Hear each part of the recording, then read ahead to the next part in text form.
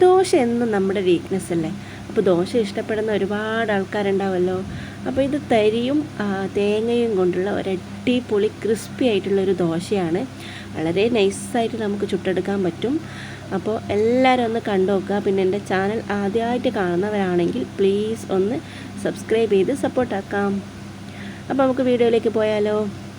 പെട്ടെന്ന് തന്നെ ഉണ്ടാക്കിയെടുക്കാൻ പറ്റും കേട്ടോ. അപ്പോൾ അതിനായിട്ട് ഞാനിവിടെ ഒരു മിക്സിയുടെ ജാർ എടുത്തിട്ടുണ്ട്. ഇതിലേക്ക് 1 കപ്പ് റവ എടുത്തിട്ടുണ്ട്.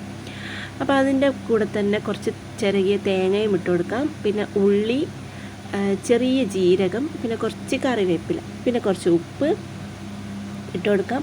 എന്നിട്ട് നല്ലോണം അരച്ചെടുക്കാം. കുറച്ച് വെള്ളം ഒഴിച്ചിട്ട് നല്ലോണം അരച്ചെടുക്കാം.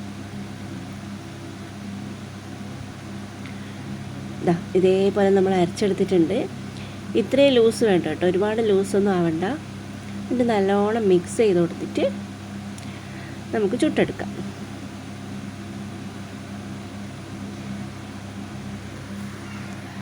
ഒരു ദോശക്കല്ല് വെച്ചിട്ട് നമുക്ക് ഓരോന്നോരോന്നായിട്ട് ചുട്ടെടുക്കാം. ഞാനിവിടെ ആദ്യം കുട്ടി കുട്ടി ദോശയാണ് ചുടുന്നത് കേട്ടോ. ആ കുട്ടികൾക്ക് കുട്ടി ദോശയാണ് ഇഷ്ടം, അതുകൊണ്ടാണ് അങ്ങനെ ചുട്ടോക്കുക.